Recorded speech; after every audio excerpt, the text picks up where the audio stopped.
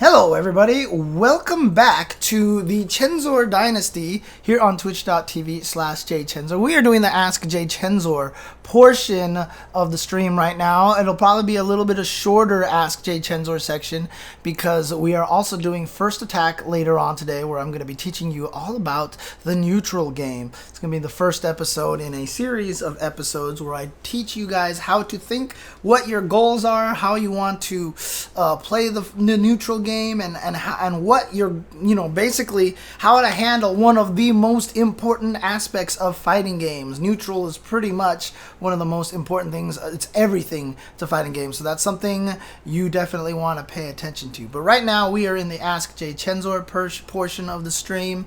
I know that Seth is out. I know a lot of people are playing with Seth right now, so thank you guys for tuning in and hanging out over here and watching. I'm probably, like I said, not going to do this for very long because I know a lot of people probably really want to get to the First Attack portion of the stream. But if you guys have any questions or anything, please let me know if you guys have any questions for me to talk about.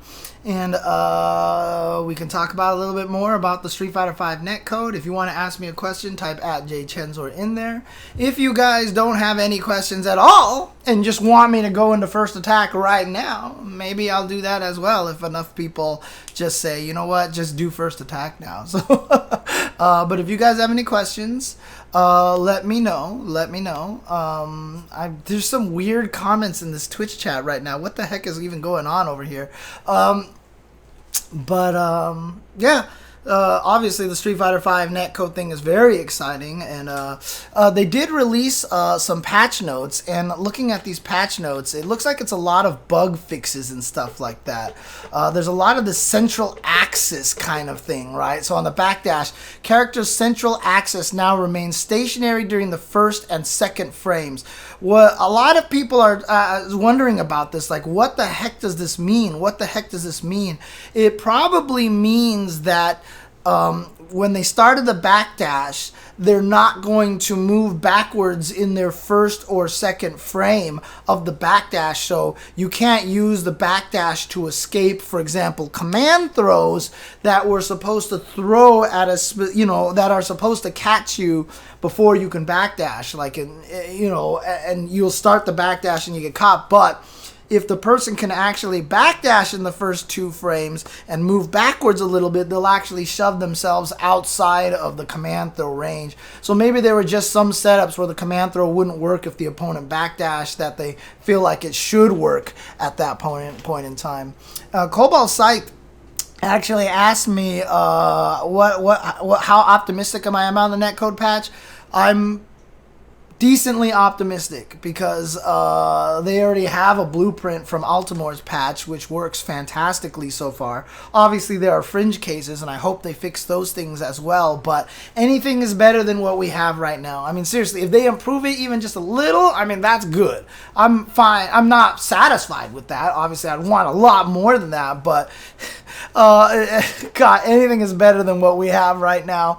Andy Haagen-Dazs, Scoops Haagen-Dazs asks, "Hey James, I recently started playing MvC2 and I really love the music. I'm curious what you remember the reaction being to the music." Everybody hated it at first because we were like, what the hell is this? Like, we didn't get a lot of the cool, like, crazy theme songs and everything, and it was just this weird jazzy music, and "Gonna take you for a ride," was like made fun of like endlessly. Like, people trolled on that song forever. Over time, I think it's kind of ingrained into people's hearts, and people do enjoy the music a little bit more now. I frankly really like the music in MvC2. I like the jazzy music. I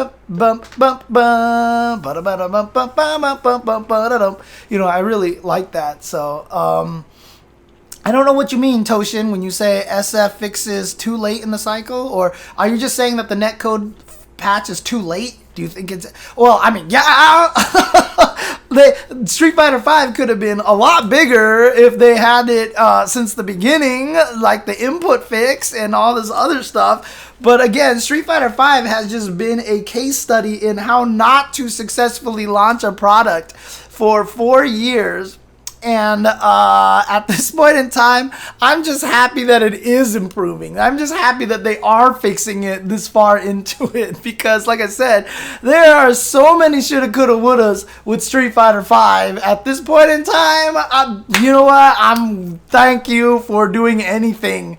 Like, at this point, I've told Capcom people forever. I was just like, keep fixing small things as we go. If you keep doing that, you're going to make people happy. And they just didn't do it. But now they're finally, they always tried to do something big. Like, here's the story mode. Here's this crazy arcade. Like, if they just fixed Birdie's chain so it didn't clip through himself, if they've just tweaked Ken's face a little bit, or, you know, things like that. Like, you just do enough of these little things and people are happy. Like, they're gonna be happy as you keep doing small things for them. Obviously, the netcode is not a small thing, it's a big thing, but, you know, they just, as long as they keep doing good things, that makes me happy. And again, I'm more of an optimistic person, so I'm just super stoked to see that potentially they have a fixed netcode. Kite Music says, what do you find to be the hardest subject to teach players who are new to fighting games? Probably neutral is probably one of the hardest things to teach people. But honestly, one of the hardest things to teach people about fighting games is just fighting games in general, because nobody's ever really tried to do this before. I've tried to do this numerous times in First Attack. I've rebooted the series like 3 times, and each time hasn't really stuck more than the others. So I'm hoping that this way really works. But all the other ones that I've done have been haphazard. I've just jumped in, gave this general concept, and then just moved on and just did random things. This time, this is actually like a full syllabus that keeps building on top of each other. So the things that I teach you become important later on. So I'm hoping this will be a lot more successful in terms of teaching people. But that's the hardest part about teaching people fighting games, is no one's done it. No one knows how to do this yet. We've all tried. Gutex has tried. Pat the Flip has tried. And everybody has had these different ways of trying to teach people. I'm not saying they didn't work. All of them have been successful in their own way for a lot of people. But we're still trying to invent the wheel here when it comes to teaching fighting games, because fighting games are such a difficult thing to play, because so much of it is not direct answers. So much of the game is psychological, which is why I really wanted to establish very early on that fighting games are a 2-player game, that you're always at this battle of wits with somebody else, because one of the main key takeaways from the first episode, and if I had come up with the jchensor axioms back then, is that there is no right answer would have been one of the main axioms from there, is that you don't want to think that there is a solution to a problem in fighting games. There's never a solution to a problem in fighting games, because as long as the opponent is adapting, they can take your solution and turn it into a bait, right? No matter what. If I do a meaty, you can wake up uppercut. If you can wake up uppercut, I can bait out the DP. If you bait out the DP, I can throw you. Then if you try to throw me, I can shimmy. If you try to shimmy, I try to low forward you. If I can low forward, etc., etc. The whole idea is that if anything was too good, it would be banned, because everybody would use it and you can't beat it. And if there was always an answer to it, then it's not actually a valid strategy. If there's always a way to get out of a situation, that situation is actually 100% invalid. There's just no point of using it if there's always one solution to escape it, right? So if you come up with a mix-up, for example, that, you know, hits overhead, or, I'm sorry, that like, you know, that you try to punch somebody or go for a like demon flip throw, but crouch beats both of them, then there's not actually a mix-up. Then it's not a real thing, right? There's one answer to it. If there's one answer to a problem, that thing is completely useless. So, you know, that's kind of the mindset that I want to try to get everybody into. Do I think the future looks bright for the future of fighting game netcode now that Japanese developments are more aware of the situation? I'm hoping so. I'm hoping so, because as long as they're more aware of it, now this can actually get them into thinking about it, because they just haven't been thinking about it, because the netcode hasn't been bad for Japan because their infrastructure is so good. But the thing about it is, there's a lot more people in the United States than in Japan. There's a lot more people. And so actually the bulk of sales for a lot of Japanese games are actually in America. So they're focusing on trying to sell games in America a lot of the times. Well, if that's the case, then they need to focus the netcode there. And now that they're starting to become more aware of it, like Arxis with all of the surveys that people have been taking at all the locations. I mean, if you go to the American side, I think the American answers are like probably all talking about netcode. Well, Japan probably doesn't care as much, right? But if they're concentrating on targeting the American audiences for selling their game, and they see so many people in America saying netcode is important, rollback is important, that's something that they have to think about now, and that's definitely something that they actually have to deal with, right? That's something that you have to fix. So that's really important as well. Kadawa asks, how can I unlearn bad habits that I learned from older different games? I played SF2 since 1991 and I instinctively play every fighter like it was SF2. Piano inputs are just muscle memory for instance. Kadawa, that's just something you just have to get good at. You just have to be able to get good at switching games. That's a talent all in its own. Some players are amazing at it. Some people like me are awful at it. I went from playing MK9 to playing MvC3, and I kept hitting the block button to block, which would make me launch people, and I was just like, oh god, it was really rough. But that's just a talent that you have to learn, and why guys like me and David have always talked about how the Street Fighter community has kind of gotten good at that, because every version of Street Fighter is different. Like in Alpha 3, you throw by hitting 2 punches, not the 2 light ones. So if you're just used to throwing that way, you're going to be throwing the wrong way, etc., etc. That just comes with practice and the ability to unwire your muscle memory. But the more different games you play, the easier it becomes for you to swap your brain around into different things, because you get more practice chunking your muscle memory into different categories. This is my Soul Calibur muscle memory. This is my Tekken muscle memory. This is my Street Fighter muscle memory. This is my Unist muscle memory. And that actually works out a little bit the more you do it. One of the best ways to practice it, honestly, is to play as many fighting games as you can. Just play as many fighting games as you can and see if you can get good at transitioning between them quickly. It's one of the hardest things to do, for sure. Glowman asks, what is rollback? So the different kinds of netcodes that exist are delay-based netcode and rollback netcode. The way that they work is that if 2 players are playing and they get desynced because of packet loss or whatever, blah, blah, blah, network technical terms, if 2 matches get synced and one game thinks it's at this time and another game, the other guy is lagging behind and thinks it's at this time, what happens is the player who's ahead will all of a sudden pause. So when you hit a button, nothing will actually happen, and it'll wait till the opponent catches up. And when the opponent catches up, then it lets your input rock. So on delay-based network games, when the connection is really bad, you'll hit a button and you just wait, and then your move comes out. That's why it's delay-based. It delays your inputs to be able to play when the opponent catches up, right? And you'll see the game slow down all of a sudden to try to let this person catch up. And so what happens is it messes up your timing. If someone misses an uppercut and you need to hit them when they land, you're going to miss. You're going to try to whiff punish someone who hits a button. By the time you see it swing and hit the button, if you were offline, it would have whiff punished them. But with delay based netcode, the game is going to wait. The guy's going to finish whiffing, and then your move's going to come out, and it's too late, and it's very hard to play. You have to adjust to this delay, right? A lot of fighting games that are made in Japan, if you go to training mode, they have a network option in which you can simulate bad netcode. If you switch that up, you'll see what the delay-based netcode is. You'll just see that every time you press a button, something comes out later. The way rollback network code works is that if 2 people are trying to go up like this at the same time and they're desynced, what will happen is that they'll actually try to sync people up by they'll let your game play out a little bit, but your input here at this time will always be at this time. And when the opponent catches up to you, basically, it'll take your inputs and realize there's a desync, go backwards to the last time that you 2 were synced, find the save state that which you 2 were actually synced, and play the inputs out as if you hit them at that time.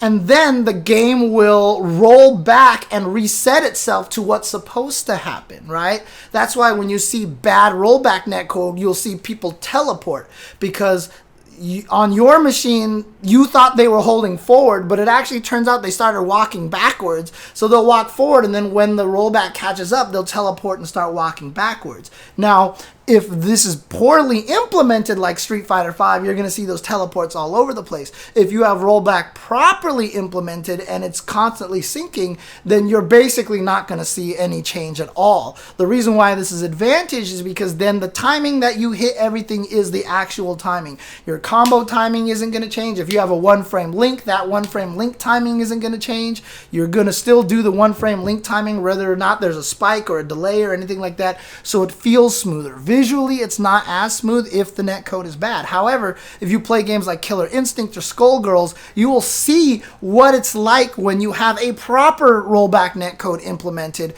and it's very smooth and it's wonderful. So that's the difference between rollback and a delay-based netcode.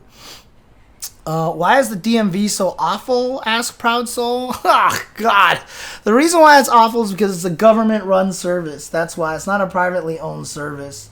Anything that's a government-run service like that, like the post office, is going to be terrible because, like, there's just no impetus. Like, you have to use it. Like, you have to use it. And so people are lazy. I don't know. It's just they're not going to push you to do things, etc., etc., but that's just the way it is. And plus, another thing is, it doesn't always have to be awful. My DMV is particularly bad because I'm in Santa Monica, and Santa Monica is a big city, lots of people, and there's one DMV, and everybody needs to go use that DMV. So, like, I can't even walk in, walk out in half an hour and make it out of there because, like, 50,000 people need to use the DMV every day in Santa Monica, it seems like. I got there at 9 in the morning when the damn place opened up, and the line was all the way around the block. Line was all the way around the block. Oh. They made a lot of changes. Yeah, I'll go through the patch notes. Maybe I'll go through the patch notes if I have time after the first attacks are done. Maybe I'll actually just jump in and mess with Seth afterwards if I can finish the first attacks quick enough. You have to go to the DMV next month, Drunken Man. Good luck. Well, I mean, like I said, it depends on where you live, right? If you live in a smaller city, that's not as terrible. If you live anywhere in, like, the Los Angeles area where there's, like, 7 bazillion people who need to use the DMV, this is a problem. So hopefully it will work with you. So with good rollback, it's possible for one player to finish the game first. Not really. Because it'll always reset kind of the situation, and when it does the reset, it tries to catch people up. So if it's properly implemented, the two of you will not be off sync very often. It'll reset you to the right idea of what's supposed to be happening. So when it resets you to the right idea, it kind of resyncs you guys together. So you should guys always be at the same time. With poorly implemented rollback, we've seen this in HDR when it first came out. There is a possibility that the two games become completely desynced and they go in two different paths, and one person will get a KO in theirs and the other one doesn't, and this kid keeps going, and this guy starts to wondering why the other guy's playing like a weirdo and like they're not playing right, and weird things have happened with poorly implemented rollback netcode. So again, rollback netcode is not a silver bullet. It's not a magic fix-all option. You have to implement it properly, and there's a lot of bugs that can go with it. However, now that the code is actually freeware under the MIT license provided by Tony Cannon, the example of the actual code is out there, so you can go off of a lot of what they've written. You'll probably implement it yourself and stuff, but they'll have handled a lot of the fringe cases, right? I've explained this to people in a previous AskJCHENSOR, is that when you code, 90% of your code probably is not going to get executed because 90% of the code that you're writing is like error checking. Okay, maybe not 90%. That's probably an exaggeration. Like 50% of your code. A lot of your code you're going to write are error checks that you're hoping never get run, right? But that's the thing. That's how you write code. You write code to do this. But in order for this to work properly, you have to make sure everything you put into it is correct, right? So you got to do all these checks. Is this number a negative number? Is this number a 0? Did he pass me a letter instead of a number? Did he do this? Is this information even pliable, you know, interpretable, etc., etc.? You got to write all this error checking code, right? And the code that Tony has available on GitHub right now probably has most of that error checking. He's probably run into a lot of those cases that most people implementing rollback netcode won't have thought of. So if they just take that code, look at it, use it as a basis, they'll see a lot of the logic that Tony has already implemented into GGPO, so they don't have to go through finding all the same bugs that Tony already found in the fringe cases. And so they'll be able to just put it in there and handle a lot of the situations already. That's the advantage of having Tony Cannon put out the code already. That's very, very nice. Bulletproofing code. That is exactly what that is, Platinodom. That is exactly what that is. So yeah, appointments barely save you time, right?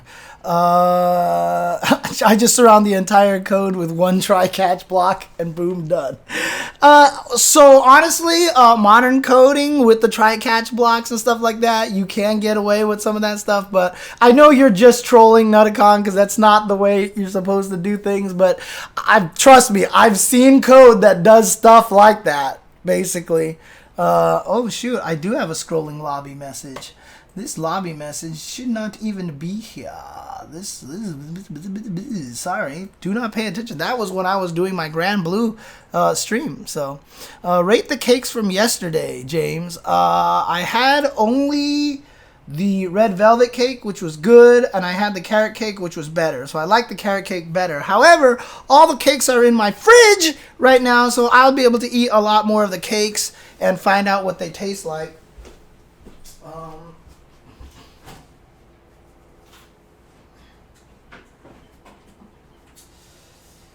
It's pretty nuts because usually when you bring free cake to places, like people just eat the hell out of this, but they didn't. So I've got caramel cake, I've got a red velvet cake, I've got chocolate, I got a little bit of carrot left, etc. And then Kitty's entire cake is there too. So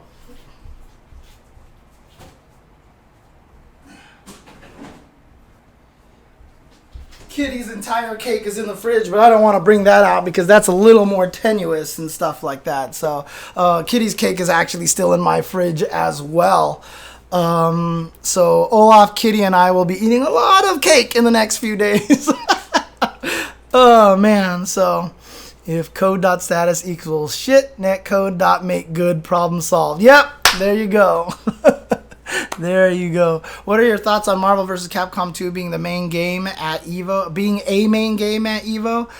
It's not a main game. It's just an exhibition. But I like it. I really, really want... I've wanted them for years to do retro games, right? To bring back something completely out of the blue just for fun. Because everybody goes to Evo. And so when you have a side game like that, a lot of people will end up entering it, right? Like if you just say, hey, we're going to run Street Fighter EX2.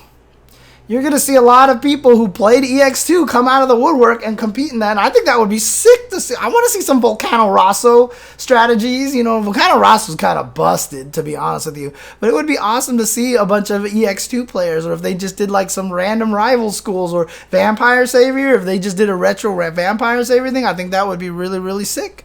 I think that would be really cool, and I'd be down with that. I would definitely be down with that. So... Hey Jen, I've got plenty of cake. If I mail it to you, I don't think it would taste very good by the time you get it, dude. just saying, it's probably not going to taste very good. So, who do I think will win Marvel 2 at Evo? Probably Justin, but he might be a little rusty on it because he did lose the Chaos in an exhibition at Combo Breaker, but it was an exhibition that Justin didn't really want to play. Like, they made it a Matcherino goal, and without really Justin's approval, I think is what I heard. And so he played it just because he's a homie to Arturo and stuff like that. But Justin is probably going to be practicing the game a lot more, so he'll be more on point at this time. But Chaos is going to be someone who's really in there because he's been playing, and he hasn't stopped playing. So Chaos, if he can win one of the qualifiers, will be very, very dangerous. Obviously, Yipes and Sanford haven't stopped playing, so they're going to be very dangerous as well. My dream is that Clockwork makes it in. I don't know if he's going to be able to do it, but I hope he can win NCR so that Clockwork can actually get into the exhibition, because I really want Clockwork. Because who doesn't want Clockwork to be in the tournament, dude? Who doesn't want? Clockwork is the best, dude. Clockwork is the best. That's right. Duck hasn't stopped playing either. He was playing at Super Arcade. In fact, he was playing with Chaos a lot. So that'll be really, really cool. Can we see dive kick again? Sure. I mean, if there's a dive kick scene out there and they want to build it up again, that's the way it works. If you have a community and you promote it enough and you can get more people to play it, that's what happens. I mean, look at Sailor Moon S, right? Like, people want to make jokes about, like, oh, who's playing dive kick? Dude, the Sailor Moon S community has done some amazing work getting people to play their game and having that become some sort of, like, resurgence. Like, the game is busted as hell, and yet Sailor Moon S is like played as a side tournament like at every event, like it's been a long time fighting game that people love. It's crazy. I don't even, that's weird. Parasite winning Best Picture is awesome, by the way, because Foreign Pictures should have won a long time ago. Crouching Tiger, Hidden Dragon should have won the year that it was nominated. It was clearly the best movie out of all those 5 movies. Gladiator beating Crouching Tiger, Hidden Dragon? What? What? Like, are you serious? At this point in time, people remember Crouching Tiger. They don't remember Gladiator. At least I don't think that people remember Gladiator as much anymore. I think the only thing they remember is, you know, Joaquin Phoenix and his thumbs down at this point in time. But I think it's awesome. Should have happened long, long ago. Kurosawa, Fellini, you know, a whole bunch of people should have won Best Pictures for a lot of the movies that they made. This is a great precedent to be set to have a foreign picture win Best Movie, because foreign people are making some of the best cinema that exists out there right now. So if we can actually get these people to finally win a Best Picture, that means it's not something hard, it's not impossible anymore, and maybe more Academy members will actually consider leaning that way, and I think that's fantastic. I haven't seen Parasite. I really want to. I haven't had a chance yet. I heard it's getting picked up by the Criterion Collection, so maybe when it comes out on DVD, I'm sure on Blu-ray, I'm sure my brother will buy it, and hopefully I can just borrow it and watch it then. So as a fellow Asian, I'm sorry to disagree. Gladiator is much better than Crouching Tiger, Hidden Dragon. You have lost your Asian card, Zetsubo Rich. No, I'm just kidding. I mean, yeah, I'm sure that there's that. I mean, I watched Gladiator and I was just like, I mean, Gladiator felt like a serious version of A Knight's Tale, right? Except it didn't have the classic rock. In a weird way, I enjoyed Knight's Tale more than I enjoyed Gladiator.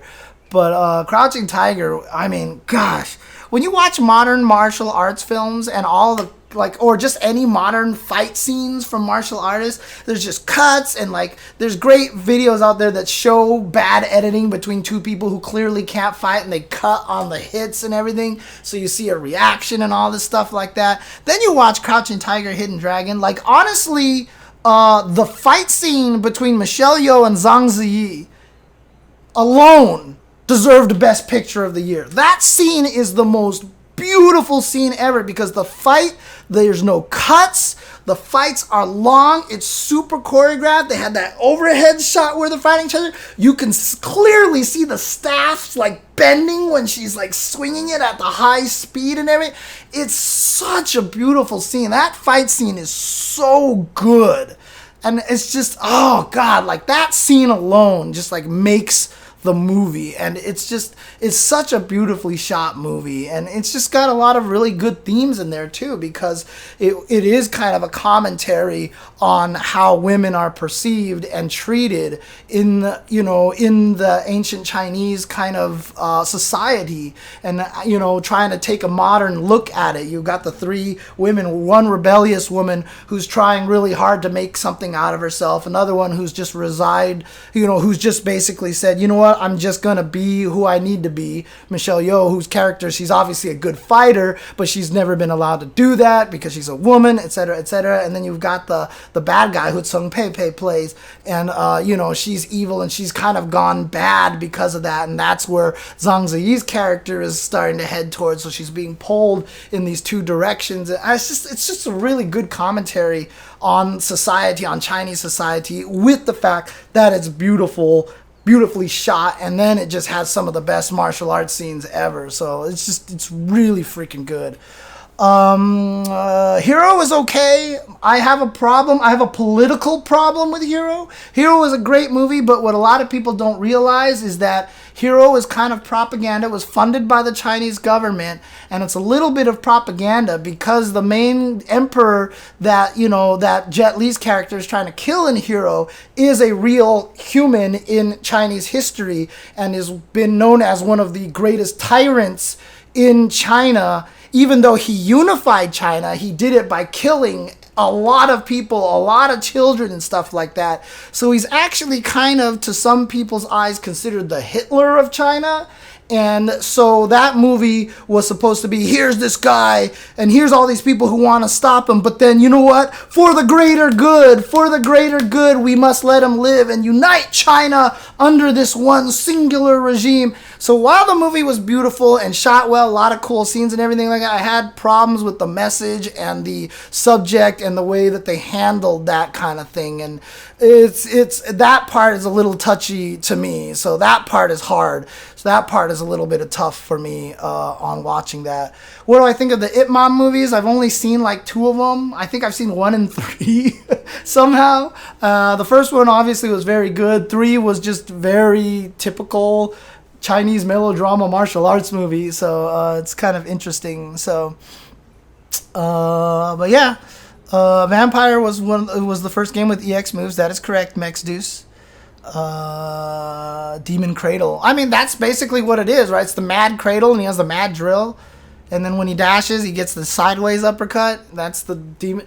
It's weird that Seth, they gave him Dimitri moves. They gave him, what did they say? Was it Dio or one of the other JoJo characters moves? With the punches, and he gets Makoto moves. Like, they gave him moves from all the fighting games, which is really, like, aware on their part and really, really interesting. Mike Tyson's in part 3. I saw that one. The Mike Tyson fight was actually pretty cool. I like the fact that they actually didn't there was no clear winner of that fight. I think that was actually cool. Best JoJo part? I have never watched JoJo.